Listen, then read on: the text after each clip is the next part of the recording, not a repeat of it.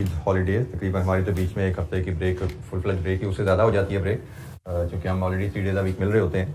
तो वेल हमारे last lecture में हमने जो डिस्कशन स्टार्ट की थी that was on forecasting and budgeting. Forecast और बजट का डिफरेंस हमने देखा था और फिर हमने फोरकास्टिंग पे हमने अपनी डिस्कशन स्टार्ट की थी। मैं फिर याद दिला दूं, मैंने आपसे जिक्र किया था कि एग्जाम पॉइंट ऑफ व्यू से फोरकास्टिंग हमें एग्जाम में बहुत कम टेस्ट होने वाला टॉपिक है।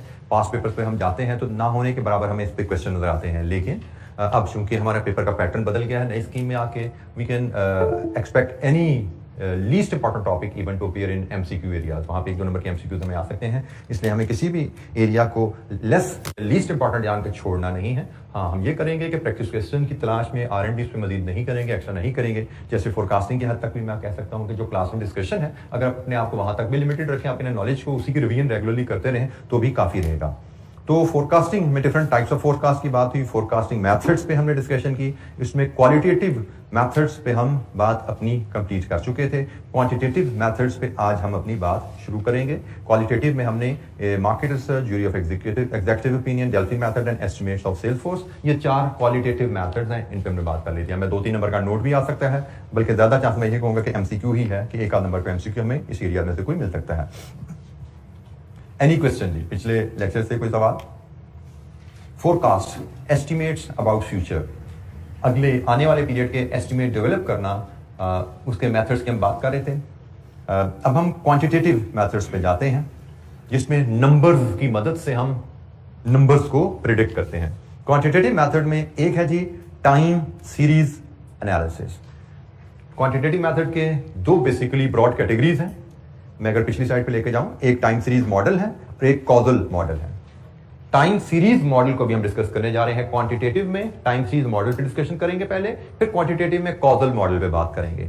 कॉजल मॉडल आपके लिए बड़ा फेमिलियर टूल है, आपने ऑलरेडी अपनी अर्लियर डिस्कशन में कहीं पढ़ा हुआ है, आपके लिए कोई इसमें कोई नई चीज नहीं आने वाली। I will just put the name, जब लाऊंगा आपके सामने आपको याद आ जाएगा सारा। टाइम सीरीज में शायद आपके लिए कुछ नई बात है। क्वांटिटेटिव मेथड में टाइम सीरीज क्या है? टाइम सीरीज की बाय डेफिनेशन अगर बात करें तो टाइम सीरीज हम कहते हैं डाटा का record over the period.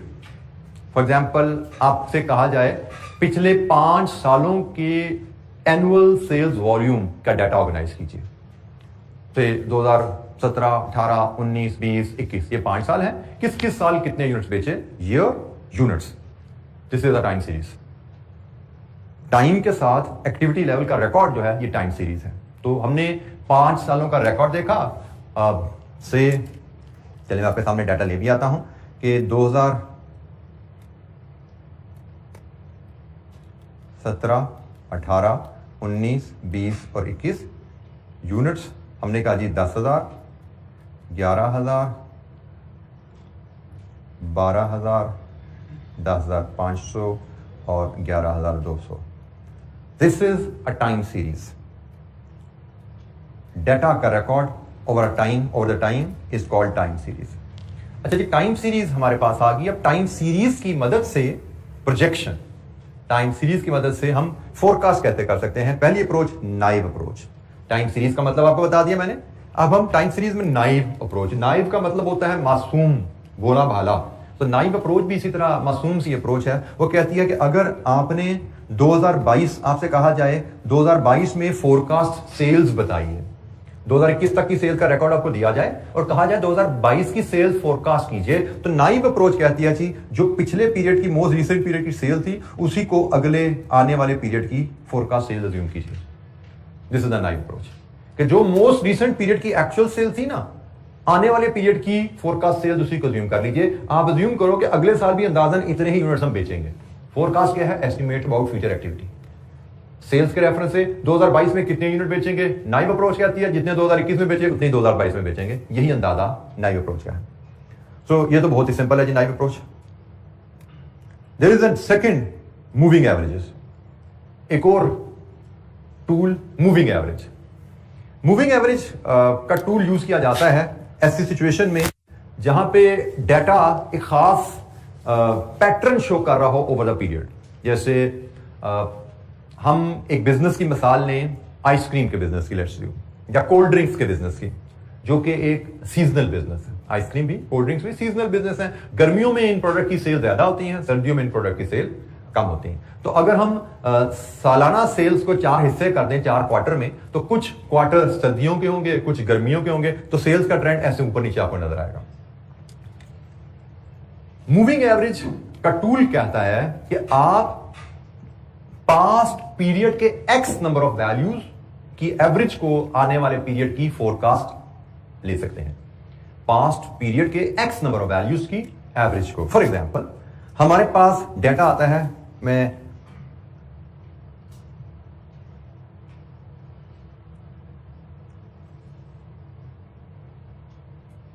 Quarters की सेल का मैं डाटा उठाता हूं आपके साथ।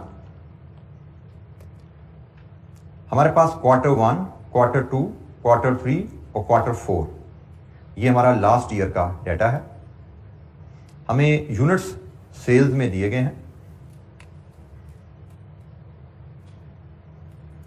से 1000, 1200, 1150, 1300, और हमसे कहा जाता है आप नेक्स्ट ईयर के क्वार्टर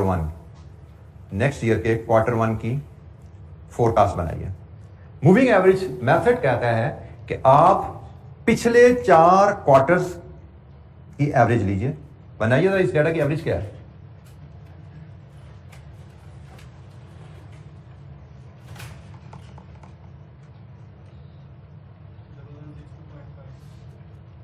डबल 162.5 यूनिट्स। यह है जी मूविंग एवरेज का क्वेश्चन। मूविंग एवरेज कहता है जी आप पिछले एक्स नंबर की एवरेज को कमिंग पीरियड की फोरकास्ट लीजिए।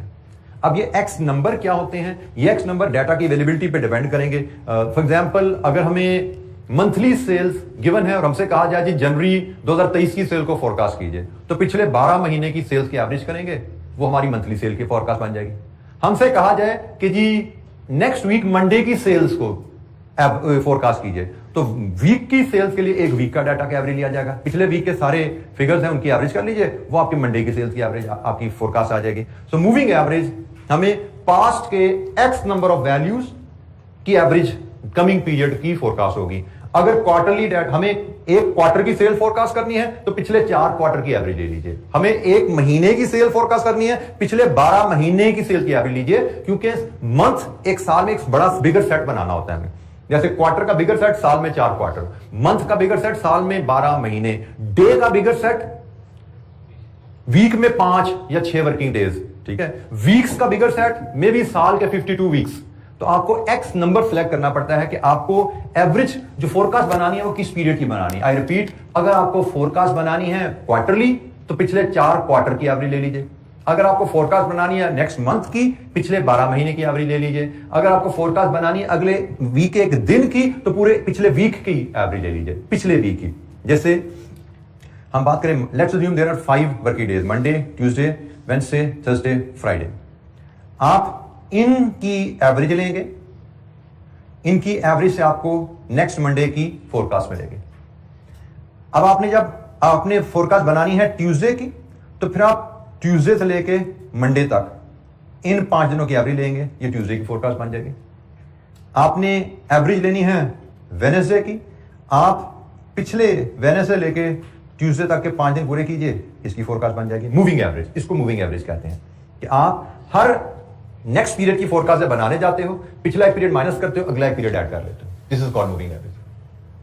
फॉर एग्जांपल यहां पे हमने क्वार्टर 1 की फोरकास्ट ली ना, अब हमने अगर जब क्वार्टर 2 की फोरकास्ट बनानी होगी तो हम पीछे से एक क्वार्टर माइनस करेंगे और अगला एक क्वार्टर ऐड कर लेंगे, इसकी एवरेज से हम इसकी फोरकास्ट बना लेंगे। इसी तरह हमने जब क्वार्टर 3 की फोरकास्ट बनानी होगी, हम इधर से एक क्वार्टर माइनस करेंगे, इधर से क्वार्टर ऐड कर लेंगे, यहां से एवरेज आ जाएगी, फोरकास्ट आ जाएगी। मूविंग एवरेज, ठीक हो गया।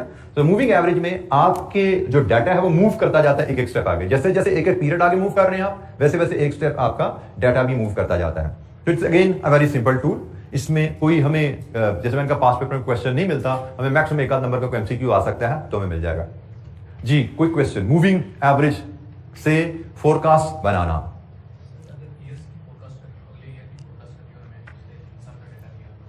जी ईयरली बेसिस पे जाना हो तो अब इसमें या तो एग्जामिनर हमें साइकिल एक्स नंबर के बारे में बताएगा, कितने साल को एवरेज लेकर आप फोरकास्ट कीजिए, क्योंकि एक्स नंबर इसमें की है। जैसे मैंने आपको कहा कि आपको एक्स के लिए कुछ गाइडलाइन दी, 5 working days in a week है, 12 मंथ्स इन अ ईयर है, 4 क्वार्टर्स इन अ ईयर है। लेकिन अगर आपको सालाना फोरकास्ट बनानी है तो उसके लिए आपका एक्स नंबर क्या है, एग्जामिनर इसका आपको कोई ना कोई गाइडलाइन देगा कि last x number of years की एवरेज के बेस पे आप फोरकास्ट बनाइए। ठीक है, वो एक्स नंबर आपको फिर क्वेश्चन में गिवन होगा, आपको हिंट मिलेगा आपको। जैसे मैंने कहा कि वो एक्स नंबर आपके पीरियड का बिगर सेट होना चाहिए। जैसे क्वार्टर का बिगर सेट साल है, मंथ का बिगर सेट ईयर है, डेज का बिगर सेट वीक है, वीक का बिगर set could also be year. ठीक है, तो बिगर सेट आपको चाहिए। साल का बिगर सेट क्या है वो आपको बताएगा एग्जामिनर की भी। कंपनी की पॉलिसी है 4 साल की एवरेज को मूविंग एवरेज लाएगा, या 5 साल के ऊपर मूविंग एवरेज कंसीडर की जाएगी। क्वेश्चन विल टेल यू, या वो वीक्स, मंथ्स, क्वार्टर्स आप पे छोड़ेगा, खुद डिसाइड कर लो, या वो ईयर्स पे जाएगा तो खुद बताएगा भाई कितने पीरियड की आपने एवरेज लेनी है।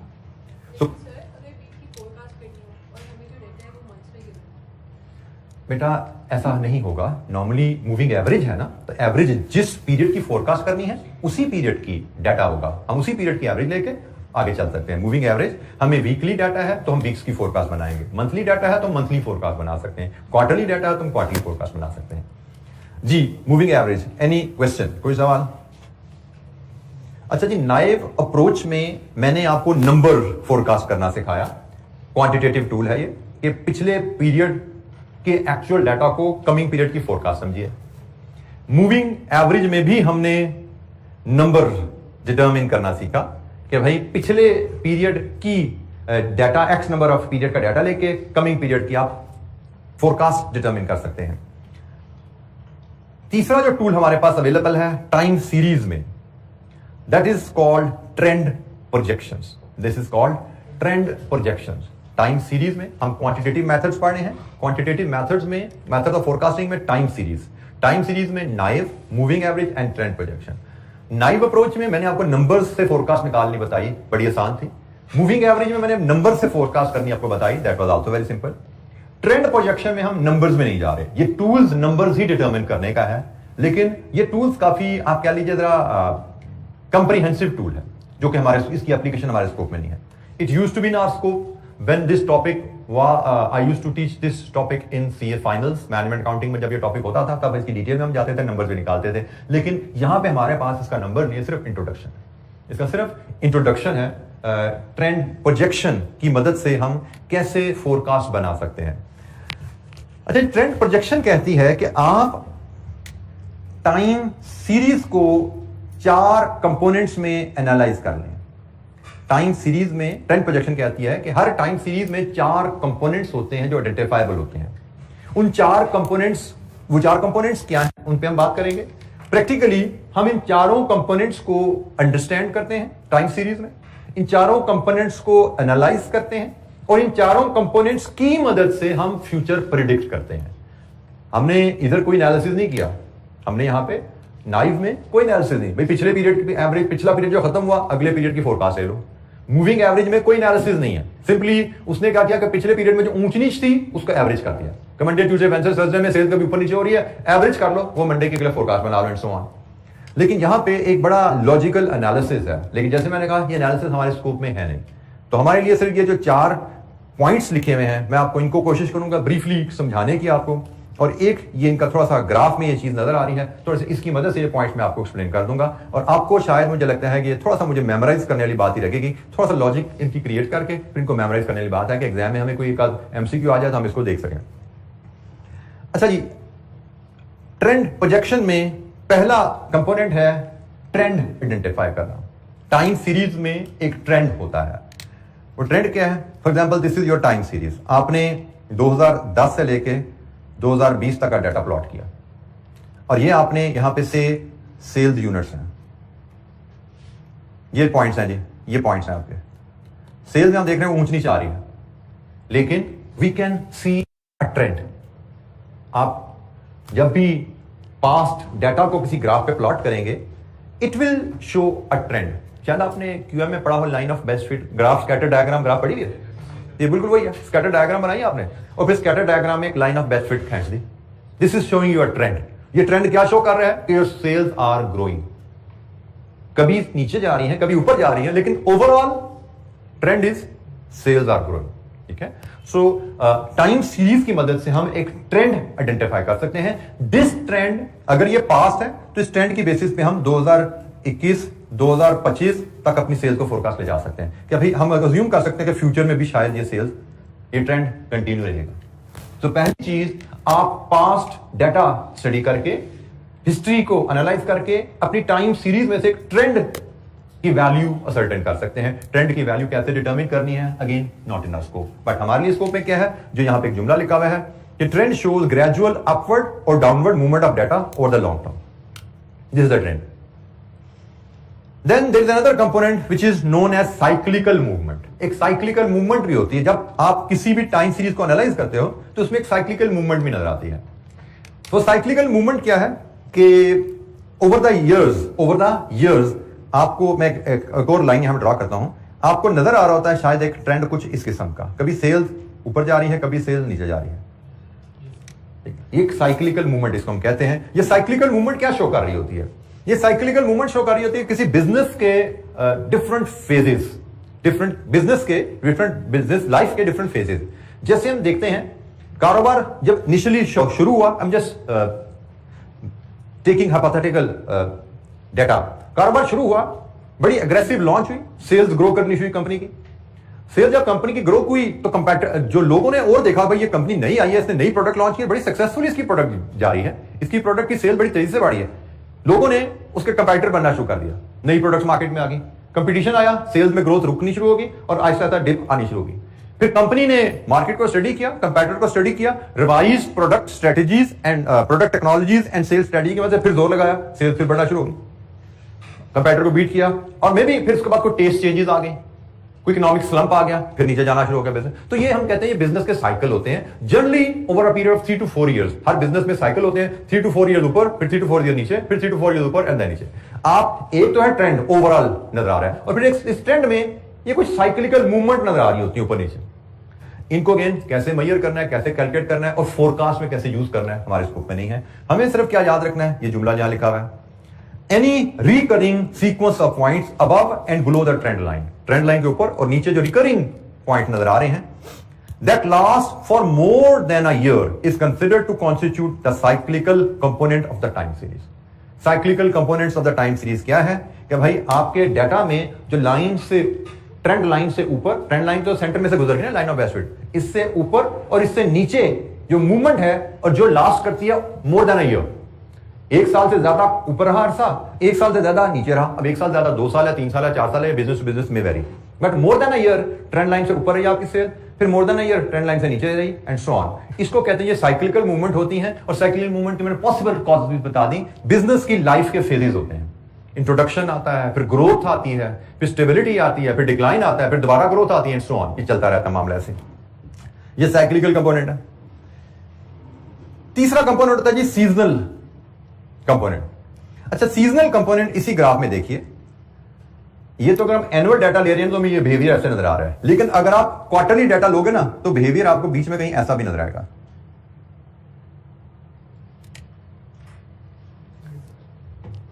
अगर ये एक साल है ना तो साल में 4 क्वार्टर हैं, तो कभी क्वार्टर में सेल ऊपर कभी नीचे, जैसे मैंने भी कहा था सीजनल बिजनेस हो, जैसे कोल्ड ड्रिंक्स है, आइसक्रीम है, तो ये कभी सेल ऊपर कभी सेल नीचे ऐसे चल रहा होगा।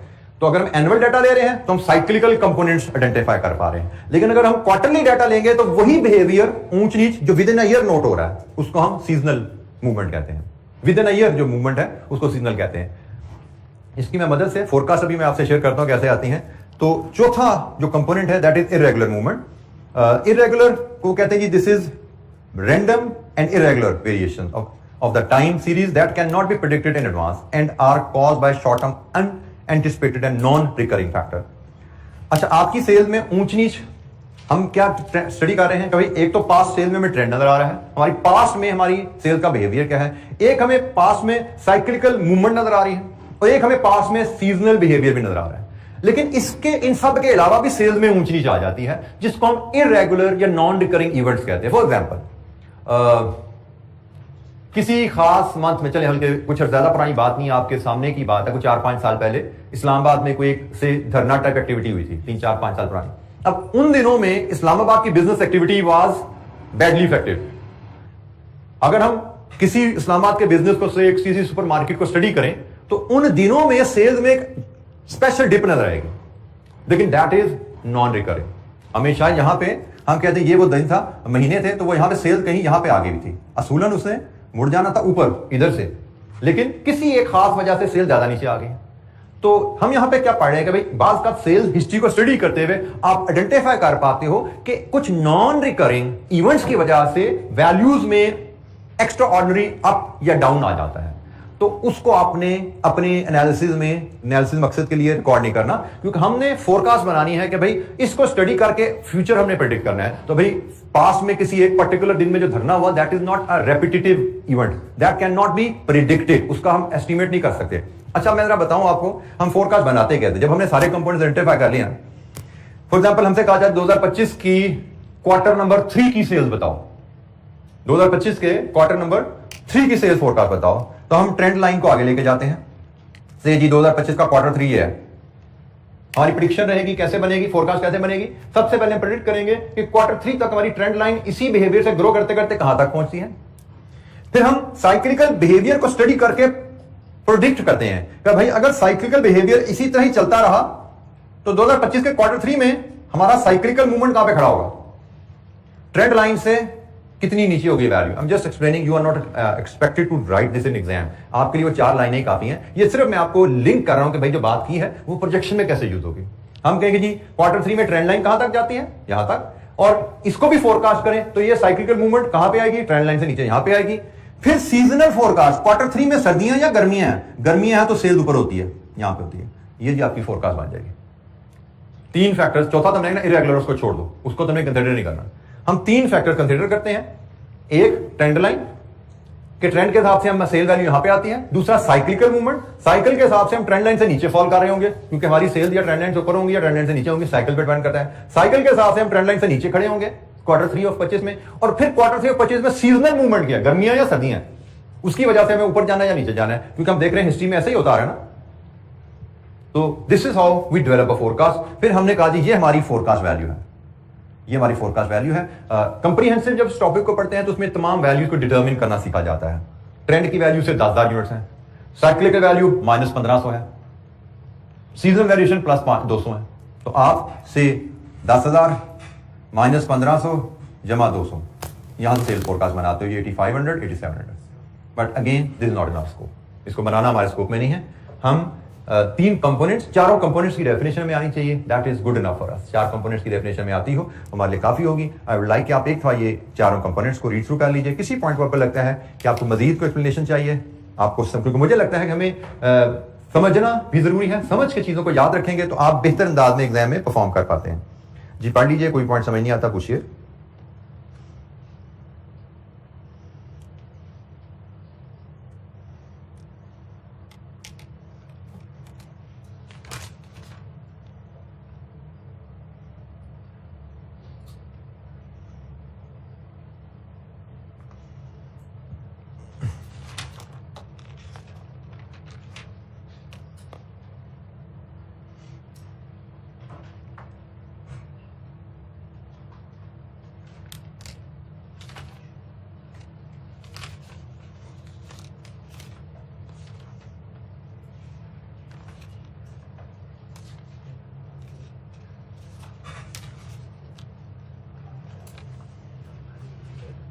जी बेटा,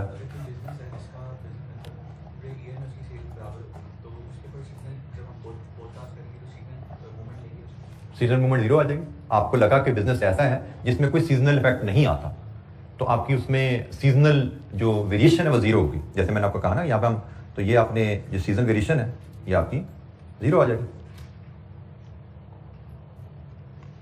जैसे रूटीन लाइफ में हम कहते हैं बहुत सी प्रोडक्ट्स होती हैं जिन पे सीजनल इफेक्ट नहीं आते, जैसे आपका वीट फ्लावर, उस पर कोई सीजनल इफेक्ट नहीं है। रोटी चावल वो तो सर्दी गर्मी सबने खाना है उसमें, ठीक है। तो there are lot of product जिनमें सीजनल वेरिएशन नहीं आती, तो वहां पे ये वैल्यू 0 आ जाएगी आपकी।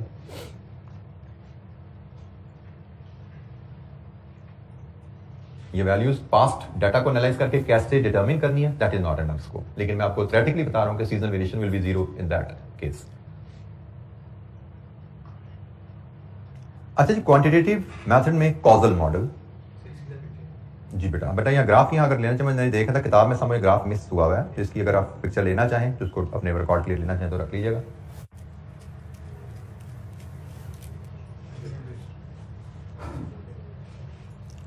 अच्छा जी, क्वांटिटेटिव मेथड में कॉजल मॉडल, क्वांटिटेटिव मेथड में टाइम सीरीज में 3 हमने पढ़े, एक नाइव, एक मूविंग एवरेज, एक ट्रेंड प्रोजेक्शन, ठीक है जी। अब क्वांटिटेटिव में कॉजल मॉडल में सिंपली लीनियर रिग्रेशन। फेमिलियर है जिस फार्मूला से आप, लीनियर रिग्रेशन के फार्मूला से फेमिलियर है ना, ठीक है जी। तो लीनियर रिग्रेशन का फार्मूला है जो आपको डिपेंडेंट और इंडिपेंडेंट 2 वेरिएबल में रिलेशनशिप देता है। ये simple straight line equation use की जाती है इसमें, y = a + bx। इस इक्वेशन की मदद से आप 2 वेरिएबल में रिलेशनशिप बिल्ड कर लेते हैं और उस रिलेशनशिप की बेसिस पे पास्ट डेटा को एनालाइज करके ये इक्वेशन बिल्ड की जाती है और फिर इस इक्वेशन की मदद से आप फ्यूचर फोरकास्ट कर सकते हैं। तो y = a + bx, you should be familiar with the components of this equation, ठीक है जी। और ये फार्मूलाज हैं जो कि आपको यकीनन याद करने पड़ेंगे। इसमें a की वैल्यू क्या है, b की वैल्यू कैसे आती है, x और y 2 आपके वेरिएबल्स होते हैं जिसमें y डिपेंडेंट वेरिएबल होता है, x इंडिपेंडेंट होता है। फॉर एग्जांपल हमें डाटा दिया जाए units produced and total production cost, पिछले 5 सालों का डाटा दे दिया जाए, unit produced and total production cost. इसमें से डिपेंडेंट वेरिएबल कौन सा है और इंडिपेंडेंट कौन सा होगा? Units produced and total cost, total production cost कह लीजिए जी। इनमें से डिपेंडेंट कौन सा वेरिएबल है, इंडिपेंडेंट कौन सा है? Unit produce is x, production cost is y। जितने यूनिट्स बनाए उन पे डिपेंड करेगी हमारी प्रोडक्शन कॉस्ट, ठीक है। यूनिट्स प्रोड्यूस्ड हमारा इंडिपेंडेंट वेरिएबल है, प्रोडक्शन कॉस्ट हमारा this is independent, this is dependent, y dependent. तो हमें जब हम ये इन 2 वेरिएबल को यूज करते हैं हमें एक रिलेशनशिप मिल जाता है पास से, कि पास में हमने x नंबर ऑफ यूनिट्स बनाए, हमारी कॉस्ट y थी, तो आगे चल के हम x से ज्यादा यूनिट बनाए, x से कम बनाए तो हमारी कॉस्ट क्या होगी? y = a + bx। अगर इसको हम टोटल कॉस्ट के कॉन्टेक्स्ट में यूज करें तो यहां पे a हमारी फिक्स कॉस्ट होती है और b यहां पे हमारी वेरिएबल कॉस्ट पर यूनिट होती है। फॉर एग्जाम्पल आपको अगर पता लग जाए कि आपकी 100 रुपया फिक्स कॉस्ट है और आपकी 2 रुपया वेरिएबल कॉस्ट पर यूनिट है, जितने यूनिट बनाओगे आप उसके हिसाब से टोटल कॉस्ट डिटरमिन कर सकते हो। 150 यूनिट बनाए तो टोटल कॉस्ट क्या होगी, 200 यूनिट बनाए टोटल कॉस्ट क्या होगी, एंड सो ऑन। अगर आपको इक्वेशन मिल जाए, a की वैल्यू मिल जाए आपको, b की वैल्यू मिल जाए आपको, तो आप इस इक्वेशन की मदद से आप किसी भी नंबर ऑफ यूनिट्स के लिए, इफ y = 100 + 2x, अब इस इक्वेशन की मदद से किसी भी नंबर ऑफ यूनिट्स के लिए आप टोटल कॉस्ट डिटरमिन कर सकते हैं। This is called forecast. आप हिस्ट्री को स्टडी करके 2 वेरिएबल के दरमियान रिलेशनशिप बिल्ड करके ये इक्वेशन ले लेते हो और इस इक्वेशन की मदद से जो कि हिस्टोरिकल डाटा से बनी है आप फ्यूचर प्रिडिक्ट कर सकते हो, फोरकास्ट कर सकते हो। अच्छा, जिसमें जैसे एक इलस्ट्रेशन है, छोटी सी इलस्ट्रेशन, हम वहीं से इसको जो मैंने बात स्टोरी आपको सुनाई उसी से हम बात करते हैं। इलस्ट्रेशन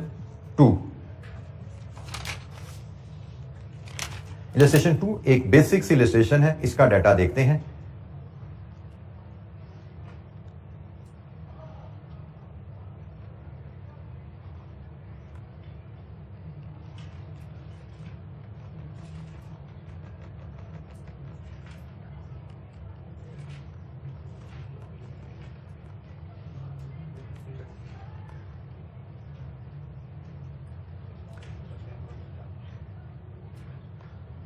अच्छा जी, हमारे पास इलस्ट्रेशन 2 डाटा है जी, हमारे पास ये है जी page number 139। Company has recorded the following output levels and associate cost in the past 6 months, July, August, September, October, November, December, units and cost. Use linear regression, construct the equation of a line of best fit for this data. Linear regression के इस्तेमाल से line of best fit बनाइए। Linear regression का formula भी हमने देखा, linear regression के components भी हमने देखे। हमने कहा जी सबसे पहले लीनियर रिग्रेशन की कहानी शुरू होती है x और y से, और इन दोनों में से एक x है और एक y है, और वो कौन है x? This is x, this is y, ठीक है जी। तो जनाब इन चीज इसके मुताबिक हम डाटा अगर अरेंज करें और इक्वेशन बिल्ड करने की तरफ चलें। Illustration number 2, July, August, September, October, November and December. Units हमारे पास हैं जी 7, 9, 10, 7, 8 एंड 9, और कॉस्ट रुपीज में 45,000, 50,000, 52,000, 44,000, 47,000, 49,000। ये जी हमारे पास डाटा। अगर हमने कहा जी ये हमारे लिए x है, ये हमारे लिए y है, लुकिंग एट द फार्मूलाज, हमारे पास जो फार्मूलाज हैं उसमें सबसे पहले हमें b की वैल्यू कैलकुलेट करनी होती है, फिर ए की वैल्यू कैलकुलेट करनी होती है और फिर हमारी इक्वेशन आ जाती है y is equal to a plus B x. ठीक है जी। तो b की वैल्यू जो फार्मूला हमारे पास है it is n sigma x into y over minus sigma x sigma y और n sigma x square minus sigma x whole square. ये हमारा b का फार्मूला है और इसके बाद a का फार्मूला है sigma y over n minus b sigma x over n। अच्छा जी, इन फार्मूलाज को पढ़ते हैं तो हमें जो जो वैल्यूज चाहिए, हमें x इंटू वाई का सिग्मा चाहिए। x इंटू वाई का सिग्मा एक कॉलम बना लेते हैं जी, x into Y, x into Y जी, x इंटू वाई मल्टीप्लाई करते जाइए। 7 इंटू 45,000 315,000 450,000 520,000 जी, 44,000 into 7 308,000 47 into 8 376,000 49,000 into 9 sigma x into Y का टोटल, इस कॉलम का टोटल कीजिए।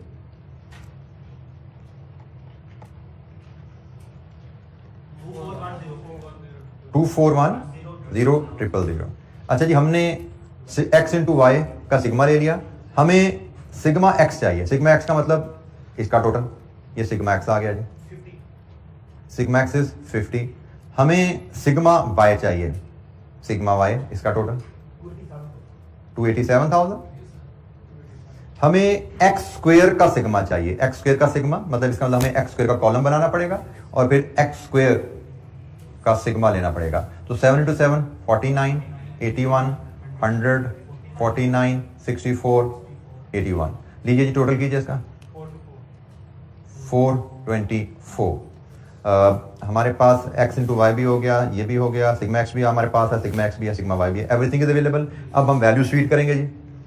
n से मुराद नंबर ऑफ पेयर्स 6 हैं जी हमारे पास, 6 pairs into sigma x y 2410,000 minus sigma x 50 into sigma y 287,000 divided with n 6 x square का sigma into 424 minus sigma x 50 whole square जी। सॉल्व इट फॉर b, यहां से b की value निकलेगी आपकी 2500। ये हमारे पास b आ गया जी। अब हम इसको a की वैल्यू में फीड करते हैं। Sigma y is 287,000 over 6 minus 2500 into sigma x 50 over 6। जनाब a की वैल्यू 27,000 और इस डाटा के मुताबिक अगर हम इक्वेशन में फीड करें तो 27,000 प्लस 2500 x। और जैसे मैंने बताया इस इक्वेशन में जो हमारा b है that is variable cost per unit है और जो हमारा a है this is fix cost, fix cost per month, monthly data है तो ये फिक्स कॉस्ट पर मंथ है। अब जब ये आपको डाटा मिल जाए, इसकी मदद से आपने इक्वेशन बना ली। अब ये इक्वेशन की मदद से आप किसी भी महीने x नंबर ऑफ यूनिट्स की प्रोडक्शन की कॉस्ट फोरकास्ट बना सकते हो। फॉर एग्जांपल, आपसे कहा जाए कि आपने अगले साल जनवरी में, लेट्स अज्यूम जनवरी में आपकी प्रोडक्शन फोरकास्ट है 14 यूनिट्स, तो उसके हिसाब से प्रोडक्शन कॉस्ट की फोरकास्ट बताओ क्या है। प्रोडक्शन कॉस्ट फोरकास्ट हम इक्वेशन की मदद से 27,000 प्लस 2,500 इंटू 14 62,000। ये जी हमारी linear regression. Linear regression dependent variable और इंडिपेंडेंट वेरिएबल में रिलेशनशिप बिल्ड करता है। a b and then equation a plus bx और this equation can then be used for forecasting. जी, एनी क्वेश्चन, कोई सवाल?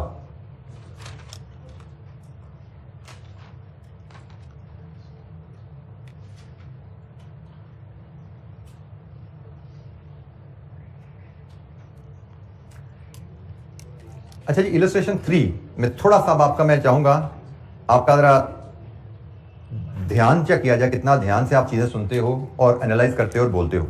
Illustration 3 is your class activity. It is available on page 139 की bottom पे। इसमें से कहा क्या गया है, तवज्जो से जरा सुनिएगा। Calculate line of best fit using regression analysis. Calculate the sale value that can be achieved if a shop decide to spend 250,000 on advertising. 2,50,000 की स्पेंडिंग करें तो कितनी सेल्स जनरेट कर सकते हैं आप। Mother Limited is a small supermarket chain that has 7 shops. Each shop advertises in their local newspaper, and the marketing director is interested in the relationship between the amount that they spend on advertising and sales. Advertising का sales से ताल्लुक क्या वो जानना चाहता है। He has collected the following information for the 7 shops for the previous year. पिछले साल का डाटा है। 7 shops, advertising expenditure rupees in 1000 में, sales revenue rupees in 1000 में। अच्छा, पहले यहीं से आगे चलने से पहले मुझे बताइए इसमें से x क्या और y क्या है। 2 वेरिएबल्स है ना। Advertising will be x and sales will be y, क्योंकि एडवर्टाइजिंग पे डिपेंडेंट है सेल्स। जितनी ज्यादा मार्केटिंग एडवर्टाइजमेंट होगी उतना रेवेन्यू बढ़ेगा। He has further performed some calculations for a linear regression calculation as follows.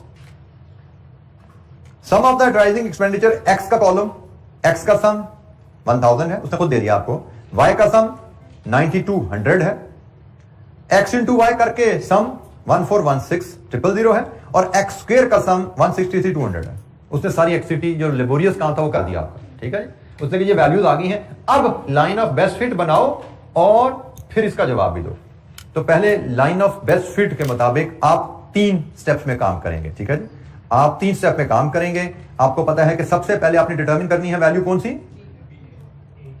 पहले b, फिर आप a, और फिर आप लाएंगे आप equation a plus B x, ठीक है जी।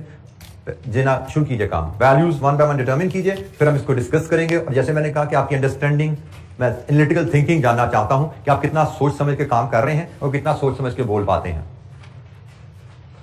फार्मूलाज आपका किताब में अवेलेबल हैं, उन फार्मूलाज को कॉपी कीजिए और फिर उनमें वैल्यूज फीड करके you have to simply calculate B and A, which is very quick.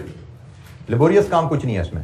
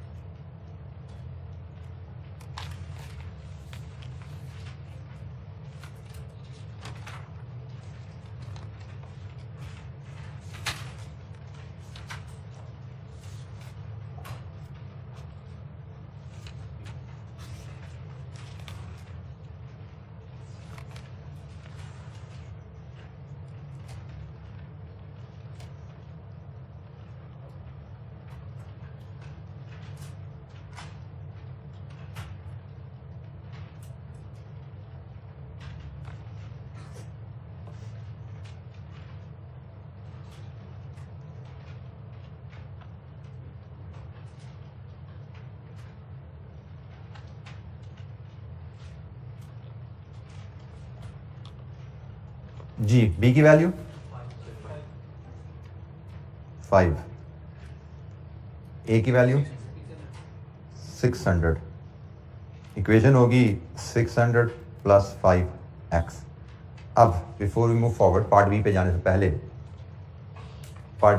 से पहले आपको बी और ए का मतलब बड़ी अच्छी तरह आना चाहिए। जी, व्हाट इज ए, पहले ए की बात करें। What is A? From this equation how do you interpret A? मैंने क्या कहा था, दिमाग कितना आसान करते हो सब खुल के सामने आ जाना यार। What is A?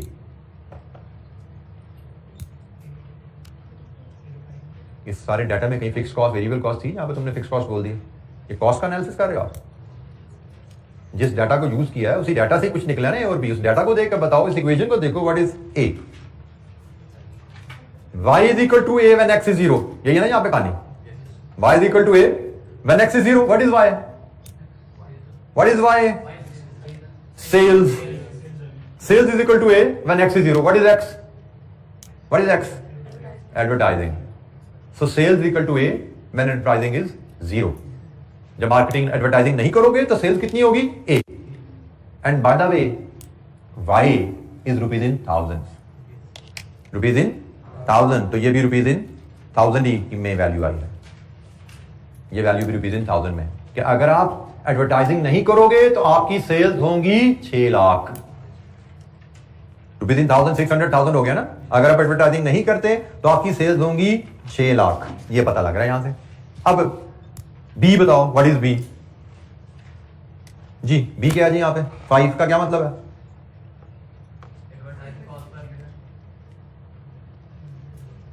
B x is advertising expense. Advertising expense incur होगा तो सेल्स बढ़ेंगी। 1 रुपया एडवर्टाइजिंग एक्सपेंस इनकर करोगे तो सेल्स आपकी 5 रुपए से बढ़ती हैं। ठीक हो गया? This is a relationship. Relationship क्या है? 1 रुपया एडवर्टाइजिंग एक्सपेंस के पीछे 5 रुपए की आपकी सेल्स बढ़ती हैं। अब इस अंडरस्टैंडिंग के साथ जाओ आप पार्ट बी के ऊपर, सेकंड पार्ट। तो कहते हैं जी बताओ किसी एक शॉप की सेल्स क्या होंगी अगर वो 2,50,000 का एडवर्टाइजिंग एक्सपेंस करे। अब यहां पे जो बात समझने की है कि आपके डाटा में एक्स जो फीड हुआ है वो भी रुपीज इन थाउजेंड है। आपने जो यहां पे वैल्यू वाई की ली थी वो भी रुपीज इन थाउजेंड में था और जो एक्स है वो भी रुपीज इन थाउजेंड में है। तो अकॉर्डिंगली हम यहां पे जो फीड करेंगे 600 प्लस 5 इंटू 250, नॉट 250,000। तो जनाब कितनी आई सेल? 1850 और रुपीज 7 लिखना है तो यहां पे 3 जीरो लगा दो क्योंकि सारा डाटा रुपीज इन थाउजेंड में था। तो हम जवाब लिखेंगे इस तरह, वाई रुपीज इन थाउजेंड में है। क्यों? टेबल में जाके देख लो, हमने जो डाटा यूज किया उसमें वाई रुपीज इन थाउजेंड में है। एक्स रुपीज इन थाउजेंड में है। कैसे? टेबल में देख लो जाके। जिस डाटा को यूज करके हमने ये इक्वेशन बनाई है उसमें एक्स और वाई दोनों 1000 रुपीज में राउंड ऑफ हुए थे। तो अकॉर्डिंगली इस इक्वेशन में भी डाटा राउंड ऑफ हो गया है। इसमें भी वाई रुपीज इन थाउजेंड है तो ए भी रुपीज इन थाउजेंड है, एक्स रुपीज इन थाउजेंड है तो यहां पे एक्स रुपीज इन थाउजेंड में फीड करना है आपने यहां पे, और जो वैल्यू मिलेगी वो रुपीज इन थाउजेंड में मिलेगी। This is what I call के केयरफुली डाटा हैंडलिंग, ये स्किल आपको डेवलप करनी है। अच्छा, जिसकी एक इलस्ट्रेशन 4 है, ये आपकी होम असाइनमेंट रहेगी। फोरकास्टिंग में हमारे पास इतना ही था, कुछ हमने लास्ट लेक्चर में थोड़ा सा इसको पढ़ा था, आज हमने इसको कंक्लूड कर लिया है। इलस्ट्रेशन 4 आप होम असाइनमेंट में करेंगे और कल से हम बजटिंग पे बात शुरू करेंगे। बजटिंग पे क्वेश्चन जो है ज्यादा हमें देखने को मिलेंगे। बजटिंग में डिस्कशन वाली बात बड़ी कम होगी, मेरा ख्याल हो सकता है कल हम डिस्कशन शुरू करें और परसों डिस्कशन खत्म हो जाए बजटिंग पे, लेकिन फिर हमारे क्वेश्चन करने पे काफी ज्यादा टाइम लगेगा क्योंकि इसमें जो मेन इशू है that is handling a question. और मजे की अगर मैं बात बताऊं, मैं जब एज अ स्टूडेंट पढ़ता था ना तो मैं इस बजटिंग के टॉपिक को कभी मुझे लगता है मैंने जो कैप लेवल पढ़ लिया था ना उसके बाद फाइनल लेवल पे कंपलसरी सवाल इसमें से होता था, लेकिन मैंने कैप लेवल पे इसको इतना समझ लिया था कि मुझे फाइनल लेवल पे इसको दोबारा देखने की जरूरत ही नहीं पड़ी क्योंकि मैं इसको टॉपिक समझता ही नहीं एज सच। बजटिंग के सवालों में सिर्फ एक आर्ट चाहिए, बट अनफॉर्चुनेटली वही आर्ट की कमी होती है आप लोगों में। वो आर्ट है सवाल को पढ़ना, उसने स्टेटमेंट्स लिखी होती हैं, उन स्टेटमेंट से नंबर कैलकुलेट कर। नॉलेज के हिसाब से बजटिंग के टॉपिक में you may not be learning too much in the class.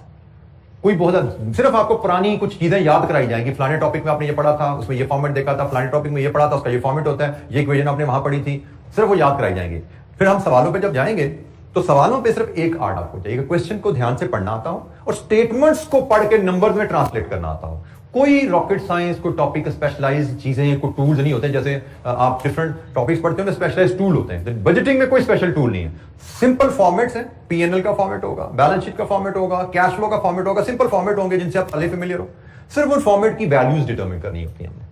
वो वैल्यूज सवाल में लिखा होता है कैसे डिटरमिन करनी है। तो अगर आप सवाल पढ़ने के आदी हो अच्छी तरह, सिर्फ सवाल पढ़ के दरमे तकसीमें देकर नंबर निकल आते हैं हमारे।